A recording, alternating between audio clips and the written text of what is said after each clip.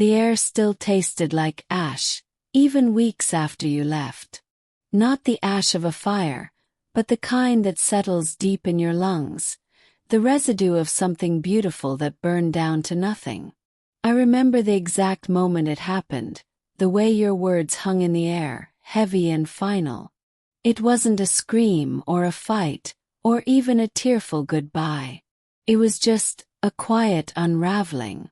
A slow, deliberate untying of knots I thought were permanent. And then silence. A silence so profound it echoed in every corner of my life, amplifying the emptiness you left behind. For a long time that silence was a torment. It was a constant reminder of what I'd lost, a gaping wound that refused to heal. Every morning I'd wake up with a jolt, expecting to see you beside me, to hear your familiar laugh, to feel the warmth of your hand in mine. And every morning the cold reality would hit me, a fresh wave of grief washing over me. I'd spend hours replaying every conversation, every argument, every tender moment, searching for clues, for a reason, for anything that could explain how we got here. How did we go from everything to nothing? How did I become so utterly dispensable? That's the brutal truth about being left, isn't it? It's not just the loss of a person.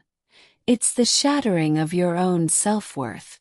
You start to believe the narrative they've implicitly written for you.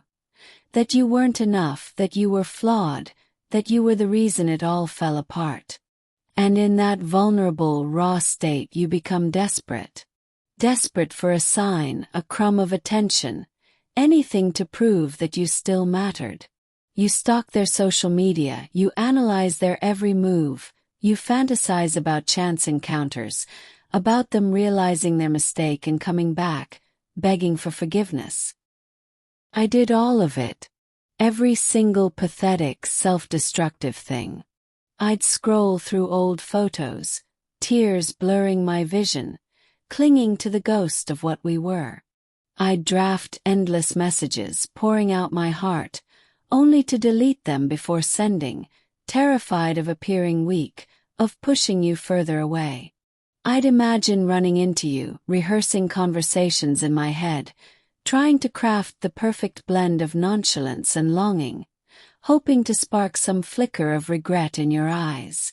It was a constant, exhausting performance, and the only audience was my own spiraling despair. And then one day something shifted. It wasn't a dramatic epiphany, no sudden flash of enlightenment.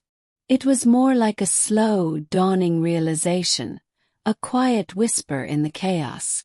I was tired, exhausted by the endless cycle of hope and disappointment, by the constant yearning for someone who had clearly moved on. I looked at myself in the mirror, really looked, and I didn't recognize the person staring back. This wasn't me. This wasn't the person I was before you, or even the person I was with you.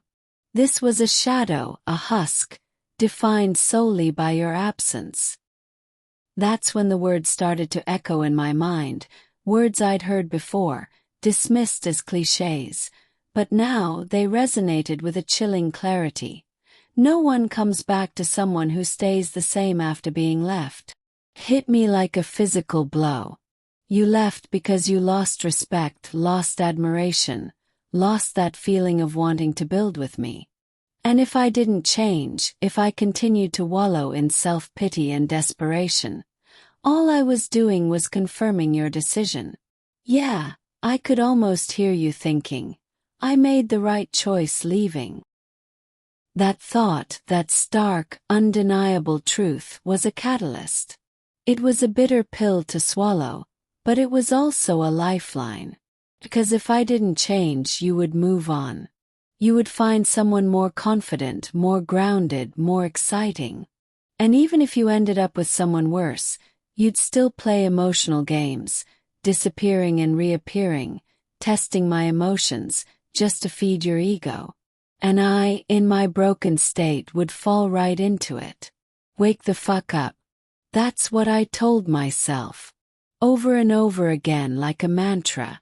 Wake the fuck up. You made it this far. You were the sperm that won. You're alive. You exist. That alone means you've already beaten the odds. And you're really gonna waste that, crying over someone who walked away from you. The sheer audacity of it. The monumental waste of this precious, improbable life. It was a harsh awakening, but it was necessary. I started to see the door you closed not as the end of my story, but as a turning point. Forced redirection. A brutal, painful, but ultimately liberating opportunity. Because if that door was closed, it meant there were other doors, other paths, other versions of myself waiting to be discovered. I started small. The first step was to stop looking. Stop checking your social media. Stop asking mutual friends about you. Stop replaying the mental movie of our past. It was agonizing at first, like tearing off a bandage that had been stuck for too long. The urge to reach out, to just know, was overwhelming. But I resisted. I replaced the urge with something else, anything else. A walk, a book, a workout, a conversation with a friend who didn't mention your name. Then came the harder part. Looking inward. What had I become? What had I neglected? What parts of myself had I sacrificed or allowed to wither in the pursuit of our relationship? It was a painful inventory, a confrontation with my own shortcomings, my own insecurities. But it was also empowering, because for the first time in a long time I was focusing on me. Not on you, not on us, but on the person I was and the person I wanted to become. I started with the physical. The pain I was feeling, the emotional turmoil, it had manifested physically. I was sluggish, tired, neglecting my body. So I started training. Not for you, not to impress anyone, but for me. For the sheer, visceral satisfaction of pushing my limits, of feeling my muscles burn, of seeing my body respond to my will. It was a way to channel the pain, to transform it into something productive, something tangible. Every bead of sweat, every aching muscle, was a testament to my resilience, a silent declaration that I was not broken, I was rebuilding. Then came the work.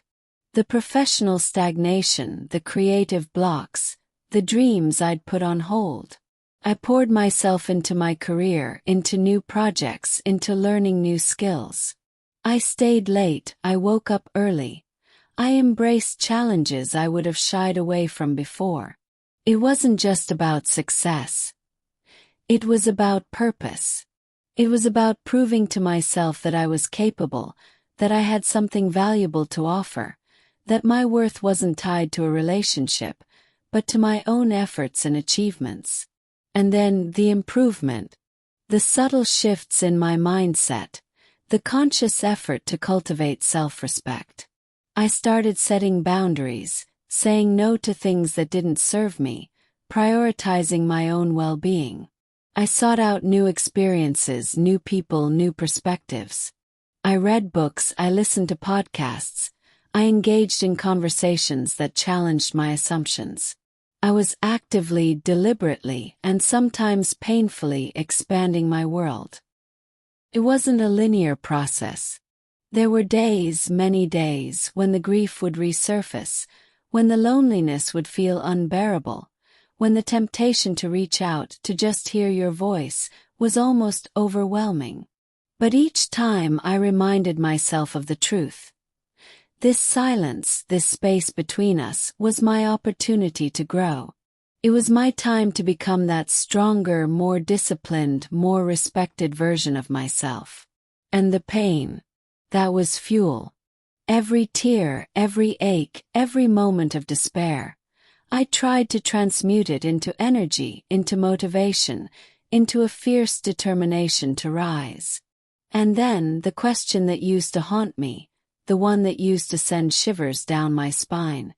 But what if they don't come back? It started to lose its power. So fucking what? That's what I'd think now. So fucking what?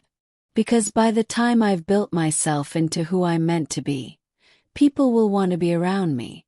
Not just you, but people who truly see me, who appreciate my growth, who are drawn to the person I've become. I won't beg for attention anymore. I'll choose who deserves mine. That's the hard truth, the one no one tells you about no contact. It's not about them. It's about you. It's about reclaiming your power, your agency, your self-respect. No one respects someone who doesn't respect themselves. And for too long, I hadn't respected myself. I had chased, I had replayed the same mental movie. I had acted like my worth was based on who left me. And that was the biggest lie of all. So I got up, fixed my shit, trained, I worked, I improved, I owned my life. I did it for me. For the version of myself before the heartbreak, the one who was vibrant and full of life, but perhaps a little naive. And especially for the version that's coming, the one that's gonna rise from the pain like a beast. And when that version shows up, trust me, you'll feel it. You'll look at me and you'll think, damn, how the hell did I let this one go? And by then it's gonna be my call, not yours. Because when you level up, you don't chase. You lead. You become the gravitational force, the one who attracts, the one who inspires. And the silence, it's no longer a torment. It's a testament.